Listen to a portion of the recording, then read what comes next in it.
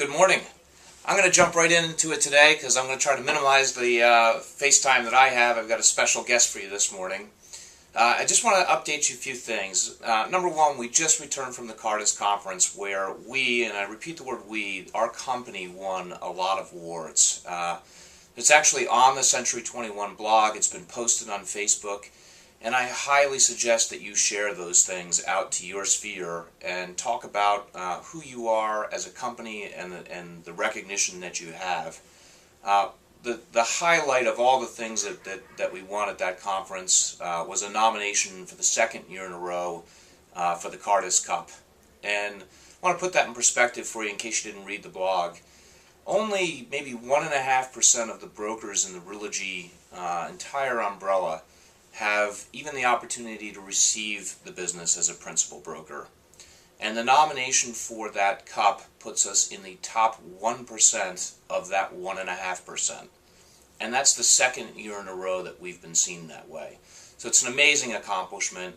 I think you all know that we won platinum in every one of our territories. We won the 5-star Circle of Excellence in every territory. We won the top inventory management company in all categories across the country. We were recognized for something called the Affinity Summit Award, which said for all of our affinity clients we had the highest combined service and conversion rates. So we're really just doing some amazing things out there, and it's a result of your hard work. The good news is that it's paying off. I'll give you some numbers. I'm going to cheat. I'm going to look a little bit to my right here to just catch some of the numbers. But in April of last year, we did 410 units, and in April, through April, the average sales price was $343,000. It's always lowest sales price in that first quarter, and it's tracking for years and years. Through April of this year, we've done 517 transactions at a sales price of $359,000. So there's a 26% increase through 4 months in the number of units that we're doing, and there's a 4.7% increase in price in those units that we're doing. So that's really healthy on both equations, and something that I know that you're feeling. I walk down the hallways and I hear people with 9 ratified contracts, 6 ratified contracts. People are saying they're busy and things are picking up. Just to give you some sense of what the future looks like, our May so far with what we've closed and what we have pending, if everything came through, that'd be 269 transactions. We've never broken 200 transactions before, and May is traditionally not the busiest time for us. So things are really on a scale that we have not seen before. In fact, in the entire pipeline, there are 471 transactions that are under contract as of yesterday. And I'm sure that that continues to grow. I can see the pile sitting on India's desk.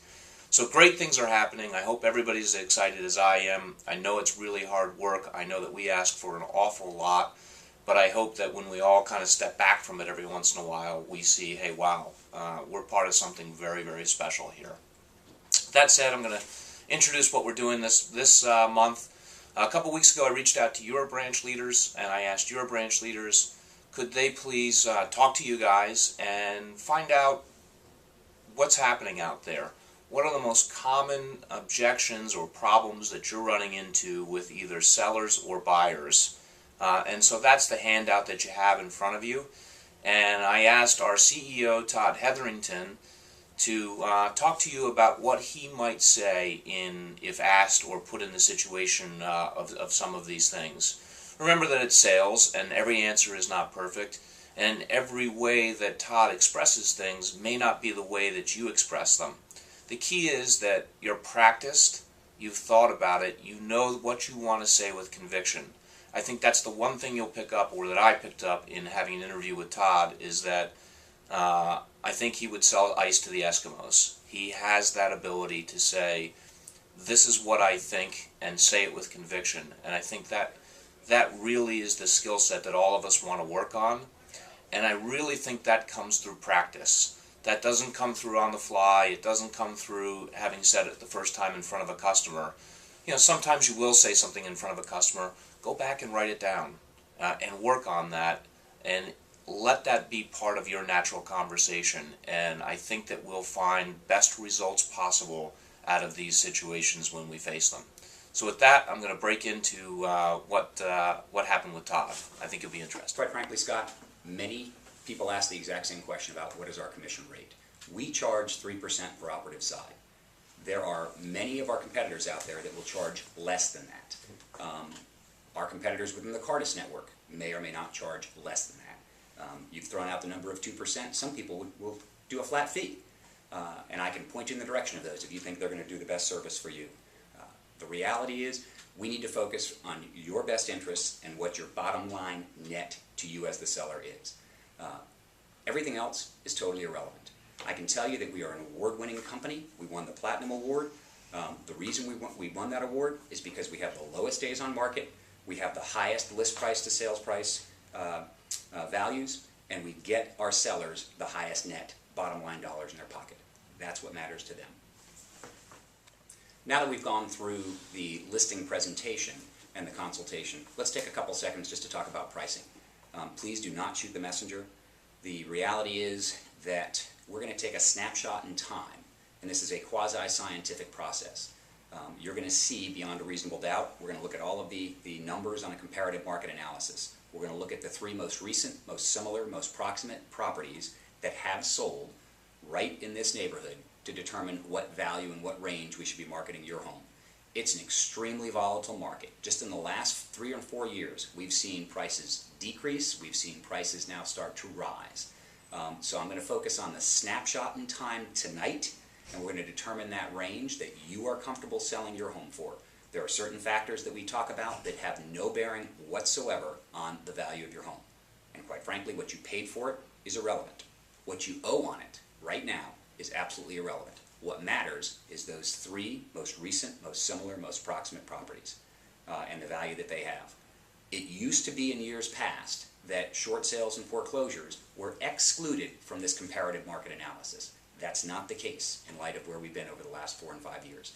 Short sales, unfortunately, and foreclosures, unfortunately, have bearing on your price. So we'll take a look at the snapshot in time now.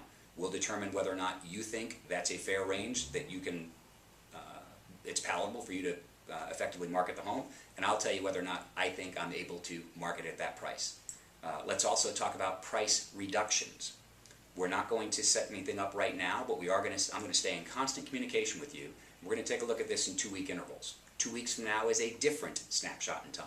I can't tell you what's going to happen. You can't tell me what's going to happen in the next 2 weeks. There may be properties that are put on the market that will adversely affect the sales price and the asking price of your home. There might be properties on the market or properties that sell that actually will have us increase the sales price on your home. Don't know. We're going to cross that bridge when we get to it, but I can tell you I'm going to give you constant communication. You're going to hear from me more than you ever wanted to, and we're going to stay in tune with what's going on in the marketplace. Let's answer your question, because I know that you don't know me from Adam, and you are not certain if I'm worth a darn. And I think I am, and I need to prove that to you. And if you have any hesitation, let me explain agency and how that works. In light of, or in the absence of any written agreement, all realtors represent the seller. And that doesn't hold you in good stead when it comes time to negotiate. We have to treat all parties fairly, but we do not have to negotiate in your best interest unless we have a written agency agreement.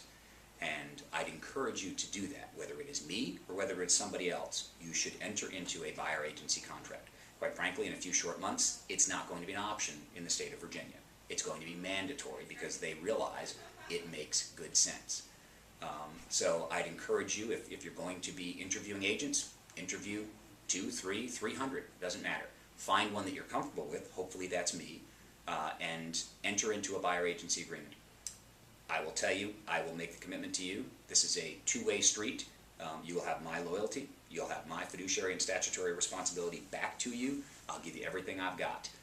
If you have any hesitation, test the waters with me for a couple of days. See if I'm worth the darn. If I am, extend that. If I'm not, cut me loose. All right, let's take a few seconds before we actually hit the streets. We've taken the time where I've gotten inside your head. I get to know a little bit about what you're looking for, and hopefully the properties that I show you today are going to fit the bill. But let me set a realistic expectation before you emotionally fall in love with any property at all. I just had a listing presentation last night, and I talked to the seller and told them there are certain things that don't affect their value of their home, and it's what they paid for it, and it's what they owe on it. I'm going to tell you the same thing. The two most important things that are of great importance to a buyer would be how much cash they coming out of their pocket in order to get into this home, upfront, and then on a monthly basis. From a comparative market analysis standpoint, that is a quasi-scientific process. We're going to be able to go through and take a look at a snapshot in time of what that property is worth. So when you lock and load on property number 27, we're going to take a look at where property number 27 fares in comparison to what else is going on, the three most recent, most similar, most proximate settlements that are in line with that home. What I need to ask you is we're going to really take a litmus test and see how badly you want that home. All right? We are now in a market totally different than where we were 12 months ago. We're starting to see multiple offers, and we are starting to see escalation clauses. I can't tell you that it is necessarily fully a seller's market. It depends upon where you end up. But subdivision by subdivision, we are turning into sellers having a little bit more of the upper hand. So from an expectation standpoint, you may have read every book under the sun. You may have spoken to every expert known to man. This is what I do for a living. For the last 2 decades, this is what I do day in, day out. The markets change. Everything is volatile. Right now, I can tell you, look you dead in the eye and tell you that you need to be realistic in what you offer. We need to make sure. We don't know if a seller is just smoking dope and they have the price listed too high or too low. We won't know that until we do a comparative market analysis. So you're going to get emotionally involved with a home. I'm not. My job is to stay aloof, if you will, as a disinterested third party. And I'm going to bring in the quasi-scientific analysis, and we're going to look at what the comparative market analysis shows. And at that point, we'll come up with a realistic offer. We're going to focus in again on your needs, your wants, and your desires. And we're going to take a look at a geographic region that makes sense from a commute that's palatable to you, to both of your offices. If we get outside of that comfort zone, or quite frankly, if you think you're outside of my comfort zone, I can assure you, this is the Washington, D.C. metro area. We have 15 military installations within a 30-mile radius in the federal government. This is not small-town Americana. We don't have just a little, an agent that has a geographic boundary that they work this zip code or this county. We are cross-jurisdictional. Many of our agents here are tri-licensed in Virginia, Maryland, and D.C. With the advent of the internet and with the advent of information, that information is power, and that information is knowledge that I can impart on you. We're going to take the time that if we get in the outskirts and in other areas that might, quite frankly, be 20 miles away from where we're sitting right now, I can show you how we can figure out, and again, get back to a quasi-scientific analysis to determine the value of that home. We're also going to be able to do our due diligence on that neighborhood, on that subdivision, on that builder, on the pools and the communities, very simply because we've got the power of the internet, we've got the power of the connections that we've got within a company. We have 750 licensees out here, and each one of us, is there any one of us that knows every single subdivision within every single neighborhood? Absolutely not. But somebody within this company has the answers. Susie and Jeff, I understand you guys have a little reservation because you're only going to be here. You're active duty military. You may only be here for as little as a year. You may be here for 3 or 4 years. I can tell you unequivocally, having been in this marketplace for the last 2.5 decades, I buy property every single year, residential, commercial. Now is truly the best time to be picking up a piece of property in Northern Virginia, Southern Maryland, D.C. metro area. And here's why. Interest rates are at unprecedented lows. Rents are actually increasing. So if you're looking at renting, that's fine. That's very safe. The reality is you've got no tax break whatsoever for your next 1, 2, 3 years. What I'd encourage you to do, if it makes sense, and you're interested in increasing your investment portfolio, is to consider purchasing a home. And let's run the numbers and compare, while you are here, what the cash flow analysis looks like to determine a comparison of rent versus buy. And then if you leave this area 2 years, 3 years from now, 4 years from now, and it gets converted to an investment property, we'll run the numbers and compare the after-tax comparison on what you can rent it for, as far as the revenue coming in, versus what it's going to cost to carry it. I can pretty much tell you, because I've been an avid investor, that you will be hard pressed to find any other investment out there that's going to have a greater return on your investment than real estate. You are leveraging other people's money. When you get into it, military, whether you can use your VA no money down, that's the most phenomenal leveraging, because you're leveraging the VA program and you haven't put anything into it, and you've got a return of, pick a number, $10,000, $20,000, $30,000. It's not a short-term investment. The reality is, if you are looking at only a 1 year, you are not going to be able to. It's not liquid, and you are not going to be able to flip this property in 1 year. You may not be able to flip this property in 3 years. But if you are looking at a long-term investment over a 7 to 10 year period, and you time it, you work your timing, and you either flip it and take that and parlay it into something else. We can even talk about at that point a Starker tax-deferred 1031 exchange, where you can leverage that first property and parlay that into 2 or 3 other properties. It's opening up a plethora of investment opportunities, and I just think it makes great sense to at least consider the rent versus buy analysis. Let's address your concern that I'm going to show you properties that are out of your price range because I get paid a higher commission on a property that's, pick a number, $20,000 more expensive. Two sides of that. One, whatever we decide right now, we're going to focus in on your bottom line monthly cost. And whatever we determine that to be, and we're going to make sure that you get a qualification letter, firm commitment from a lender to make sure that you're okay with that. The reality may be that you are overqualified for a much higher price home. I will not show you those. We're going to focus in on the monthly payment. I will not show you those if you tell me that that's where you do not want to go.